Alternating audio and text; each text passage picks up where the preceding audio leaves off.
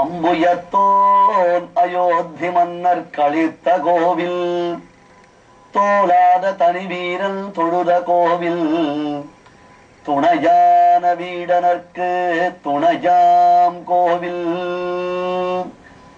ரங்கநாதன் இரண்டு ஆற்றுக்கு நடுவே இங்கே சோழமண்டலத்தின் நடுநாயகமாக 108 வைணவ திருப்பதிகளுக்கும் தலையாய பீഠமாக எழுந்தருளினது என்பது ஒரு பெரிய சரித்திரம். இதனை நாம் அறிவதற்கு பிரம்மலோகமான அந்த சத்தியலோகத்தில் இருந்து பிரயாணம் செய்ய வேண்டும். இப்பொழுது ராமானுஷருடன் காஞ்சிபுரத்திலிருந்து எவ்விதம் திருவரங்கத்திற்கு பிரயாணம் செய்து கொண்டிருக்கிறோமோ இதன் நடுவே திருவரங்க மகாத்மியத்தை கேட்டுக் கொண்டிருக்கக்கூடிய நாம் சத்தியலோகத்தில் இருந்து ஆரம்பிக்க வேண்டும். அதற்கு மிக முக்கிய துணை நூலாக நமக்கு நிற்பது சாட்சாத் வேதத்தின் பொருளாய் அமைந்திருக்கக்கூடியதும் வால்மீகியினுடைய முகாரவிந்தத்தில் இருந்து வந்ததான ஸ்ரீமத் ராமாயணம் என்னும் அமிர்த பிரவாகம். ஸ்ரீரங்க மகாத்மியத்திற்கு முதல் மூல நூல் எது என்று கேட்டால் அது ஸ்ரீமத் ராமாயணம் தான். அதன் பின்னர் ஏனைய புராணங்களிலும் இதிகாசங்களிலும் இந்த ஸ்ரீரங்க கஷேத்திர மகாத்மியமானது வர்ணிக்கப்படுகிறது. மகாபாரதத்தில் சேஷதர்மம் முதலான இடங்களிலும் ஸ்ரீரங்க மகாத்மியமானது வர்ணிக்கப்படுகிறது. பல கவி பெருமக்களும் ஆழ்வார்களும் ஆச்சாரியர்களும் மண்டி கிடந்த திவ்ய கஷேத்திரமாக இது விளங்குகிறது. அதனாலன்றோ அப்பெருமான் அழகிய மணவாளனாக திகழ்கிறான். அனைத்து ஆழ்வார்களும் ஆச்சாரியர்களும் வரதன் திருவடிவாரத்தில் தான் அவதரிப்பார்கள். வரதன் அவர்களை ஈண்டெடுத்து ஆளாக்கி அவர்களுக்கு உத்தமமான சம்பிரதாய கல்வியை போதித்து கடைசியில் அழகிய மணவாளனிடத்தில் அனுப்பிவிடுவானாம். அதனாலன்றோ அவன் தியாக வரதராஜன், தியாக தீபமாகத்தானே அவன் திகழ்கிறான். அத்தகைய அருள் முகிலான வரதன் மற்றொரு ரூபமாக அரங்கநகரப்பனாக சேவை சாதிக்கிறார். ஒரு சமயம் பிரம்மதேவர் உலகத்தை சிருஷ்டிக்க வேண்டும் என்று எம்பெருமானுடைய நியமனத்தை தான் அடைந்தார். பத்மே திவ்யார்க்க சங்காஷே நாப்யாம் உத்பாத்ய மாமபி பிராஜாபத்தியம் துயா கர்ம சர்வம் மயி நிவேஷிதம் என்பதாக அங்கே பிரம்மதேவனுடைய வாக்கியம். பிரபோ தேவதேவா சர்வேஸ்வரா, நீ உன்னுடைய நாபி கமலத்தில் என்னை சிருஷ்டித்தாய் அல்லவா? நான்முகனை படைத்தான் நாராயணன் என்னும்படியாக உன்னுடைய நாபி கமலத்தில் நான் உன்னால் சிருஷ்டிக்கப்பட்டேன், உண்டாக்கப்பட்டேன். எதற்காக? நான் மேற்கொண்டு இந்த உலகத்தை உண்டாக்கி இந்த உலகத்தில் ஜீவ வர்க்கங்கள், தேவர்கள், மனுஷர்கள், பசுக்கள், பட்சிகள், ஸ்தாவரங்கள், ஜங்கமங்கள் என்பதாக மரம், செடி, கொடி, புல், பூண்டு, ஈ, எறும்பு, கொசு, மனிதன், புருஷன் என்பதாக எத்தனை விதமான வித்தியாசங்கள் உண்டோ அத்தனை வர்க்கங்களிலும் இந்த ஜீவ வர்க்கங்களை உண்டாக்க வேண்டும், தேக சம்பந்தத்தை அவர்களுக்கு உண்டாக்க வேண்டும் என்பதாக உன் நியமனத்தின்படி செயல்படுகிறேன். அப்படி நான் இந்த காரியத்தை ஆரம்பிப்பதற்கு முன்பாக எம்பெருமானே உன்னை பூஜிப்பதற்காக ஆசைப்படுகிறேன்.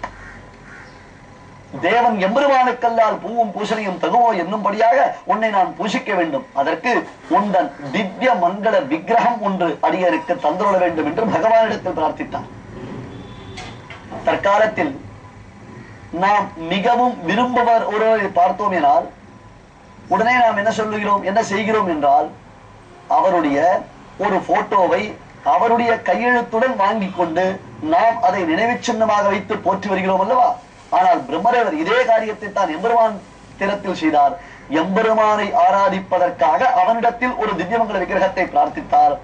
சுத்த சத்தமயமானது ஒரு திவ்யமங்கல விக்கிரகத்தை பிரம்மதேவனுக்கு ரங்கநாதன் அளித்தான். பரவாசுதேவனான ஸ்ரீமன் நாராயணன் அளித்தான். அந்த விக்கிரகம் அழகியதாக இருந்ததினாலேயும் ஆபிரூப்பியத்தினுடைய வைபவாதிசயத்தை அது பிரகடீகரணம் செய்வதனாலேயும் அந்த பெருமானுக்கு ஸ்ரீ ரங்கநாதன் என்று ஆராதிக்கிறார் பிரம்மதேவர். பின்னாளில் ஏற்பட்ட பெயராக இருந்தால் கூட நாம் கதையில் அனுபவிப்பதற்காக அப்பெருமானுடைய திருநாமத்தை சேர்த்து அனுபவிக்கிறோம். இது ஸ்ரீமன் நாராயணனுடைய மூர்த்தி. यदा यदा हि धर्मस्य ग्लानिर्भवति भारत अभ्युत्थानमधर्मस्य तदात्मानं सृजाम्यहं परित्राणाय साधूनां विनाशाय च दुष्कृतां धर्म संस्थापनार्थाय संभवामि युगे युगे என்று பகவான் கண்ணன் கீதையின் 4வது அத்தியாயத்தில் அர்ஜுனா, எந்த சமயத்தில் தர்மத்திற்கு வாட்டம் உண்டாகிறதோ அதர்மம் கோலோச்சுகிறதோ அப்பொழுது அதர்மத்தை அழித்து தர்மத்தை நிலைநிறுத்துவதற்காக நான் அவதாரம் செய்கிறேன். சாதுக்களை ரட்சிப்பதற்காகவும் சாதுக்களை நலியும் அசுர பிரபுதிகளை, அசுர சுபாவம் உடையவர்களையும் அசுரர்களையும் அழிப்பதற்காகவும் நான் அவதாரம் செய்கிறேன் என்று தன் அவதார வைலட்சணத்தை கண்ணன் கூறினான் அல்லவா? அப்பொழுது பெருமான் அந்த அவதாரத்தில் தன் சக்கராயுதத்தினாலே அனைவரையும் அழித்து உலகத்தில் தர்மத்தை நிலைநிறுத்துகிறான் என்பதை காண்பிப்பதாக ரங்கநாதன் தன் வலது திருக்கையில் பிரயோக சக்கரத்தை ஏந்தி சேவை சாதித்தான் பிரம்மதேவருக்கு.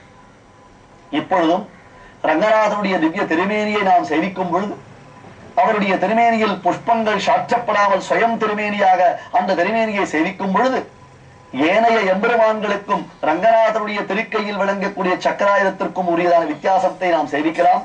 எல்லோரும் இப்படி வரதன், ராகவன் முதலானவர்கள் சக்கராயுதத்தை நேராக ஏந்திருப்பார்கள். ஆனால் ரங்கநாதனுடைய சக்கரம் பிரயோக சக்கரம், ரெடி டு யூஸ், உடனே உபயோகிப்பதற்காக. வலக்கை ஆழி இடக்கை சங்கம் என்பதாக சங்க சக்கரத்தை ஏந்தியவனாக அபயஹஸ்தத்துடன் அஞ்சல் அஞ்சல் அஞ்சல் என்று தன்னை நாடிவரும் பக்தர்களுக்கு அபயப்பிரதானம் செய்பவனாக மற்றொரு கையில் கௌமோதிகி என்னும் கதையை ஏந்தி நெருந்த மார்புடன் மந்தஸ்பிதமான திருமுக மண்டலத்துடன் கஸ்தூரி கலிதோர்ந்து கொன்ற திலகத்துடன் கருணை பொங்கக்கூடிய கண்களுடன் முடிச்சோதியாய் உள்ள முகச்சோதி மலர்ந்தலவோ என்னும்படியான கோடி சூரிய சமப்பிரபனான அந்த திருமுக மண்டலத்துடன் எம்பெருமான் ரங்கநாதன் ஆவிர்வவித்தருளினான். பரமபரமான அந்த வைகுண்ட லோகத்தில் இருந்து பிரம்மதேவருக்கு இந்த விக்கிரகமானது அளிக்கப்பட்டது. பிரம்மதேவர் அந்த விக்கிரகத்தை அனுதினமும் பூஷித்துக் கொண்டு வருகிறார். உலகத்தினுடைய சிருஷ்டி நடந்து கொண்டிருக்கிறது. ஏதன் மத்தியில் மனுமுறையில் வருவதோர் விமானத்துறைந்தன. சுவாமி தேசிகன் சாதிப்பார், அது பிரணவாகார விமானத்திற்குள்ளே எழுந்தருள பண்ணக்கூடியதான ஒரு விக்கிரகமாய் அமைந்திருந்தது. அந்த பிரம்மதேவரிடமிருந்து ஒரு குலம் உண்டாயிற்று. அதாவது பிரம்மதேவன் மூலமாக சூரியன் சிருஷ்டிக்கப்பட்டு சூரியனிடமிருந்து ஒரு குலம் உண்டாயிற்று. அந்த குலத்திற்குத்தான் சூரிய குலம், ரகுகுலம், இக்ஷ்வாகு குலம் என்பதாக பெயர். மனு, இக்ஷ்வாகு முதலான அரசர்கள் அந்த குலத்துடித்தவர்கள். அந்த குலத்தில் தான் சக்கரவர்த்தி திருமகனாக சாட்சாத் ஸ்ரீமன் நாராயணனே ராமனாக அவதாரம் செய்தார்.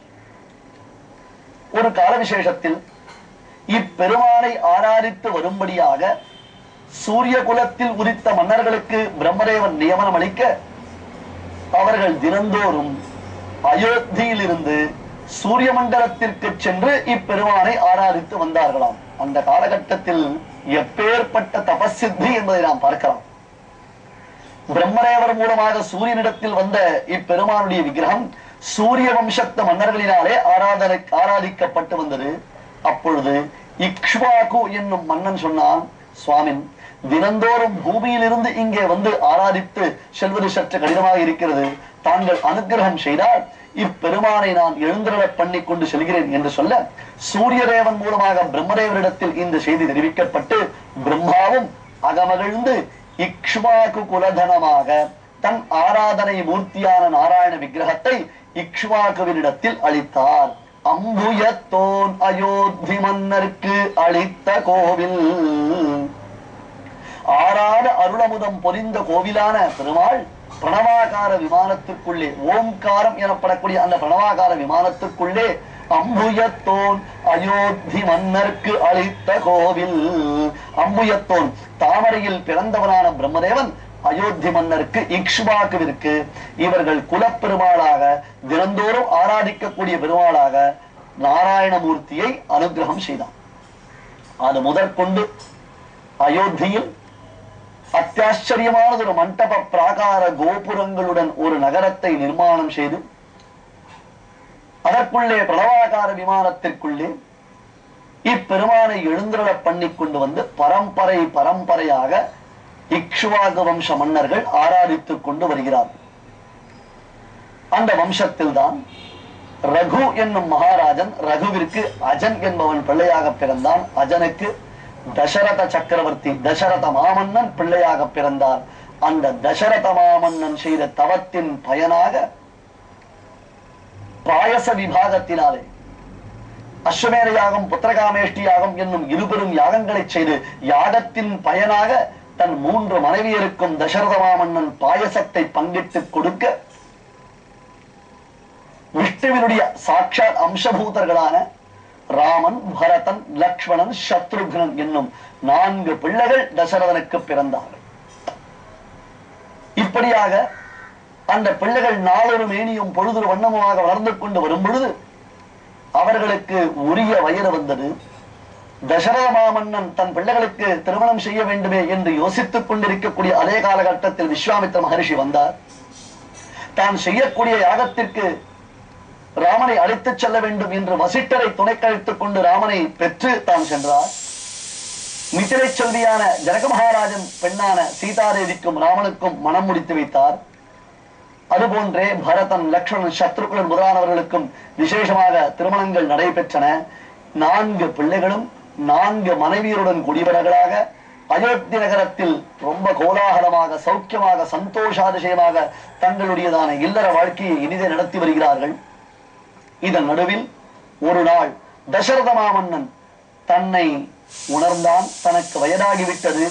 இனி தன்னுடைய ராஜ்யத்தை மிகவும் முக்கியமானவனும் எல்லோராலும் விரும்பப்படுபவனும் எல்லோருக்கும் இனியனும் தனக்கு மூத்த பிள்ளையுமாய் இருக்கக்கூடிய அந்த ராமனிடத்தில் அரசுரிமையை ஒப்படைக்க வேண்டும் என்பதாக தீர்மானித்தான் தசரத மாமன்னன். அந்த தீர்மானத்தின்படியே ராமனுக்கு பட்டாபிஷேகத்திற்கு உரிய அனைத்து விதமான ஏற்பாடுகளும் செவ்வனே செய்ய ஆரம்பித்தார்கள்.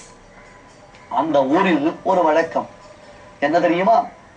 எந்த பிள்ளை பட்டாபிஷேகம் செய்து கொள்கிறாரோ அந்த பட்டாபிஷேகம் செய்து கொள்வதற்கு முன்பாக விரதங்கள், உபவாசங்கள் இருந்து முக்கியமாக தங்கள் குலதெய்வத்தை பூசிக்க வேண்டும் என்பது ஒரு மரபு. அவ்வகையில் ராமன் தங்கள் குலதெய்வமாக பரம்பரையாக தங்கள் குல முன்னோர்களினாலே ஆராதிக்கப்பட்டு வரும் ஸ்ரீமன் நாராயண மூர்த்தியை அன்றைய தினம் ஆராதிக்க வேண்டும். அதற்காக ராமனும் சீதாதேவியும் நாராயணனுடைய சன்னிதானத்திற்கு சென்று, ஆலயத்திற்கு சென்று அப்பெருமானை வழிபடுகிறார்கள்.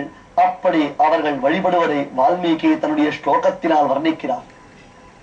இதைத்தான் சுவாமி ஸ்ரீ வேதாந்த தேசிகன் தோளாத தனி வீரன் தொழுத கோவில், தோல்வி என்பதையே அறியாதவனான சக்கரவர்த்தி திருமகனான ராமன் அவன் வழிபட்ட பெருமாள் இவர் பெரிய பெருமாள் என்று போற்றுகிறார். அந்த பெரிய பெருமாள் வைபவம் தான் என்ன? இதனை வால்மீகி எப்படி சொல்கிறார்? தொடர்ந்து அனுபவிக்கலாம். ஓர் அறிவிப்பு. மதுரை சௌராஷ்டிர சபைக்கு பாத்தியமான ஸ்ரீ பிரசன்ன வெங்கடேச பெருமாள் தேவஸ்தானத்தில் மே மாதம் 7ஆம் தேதி முதல் 10ஆம் தேதி வரை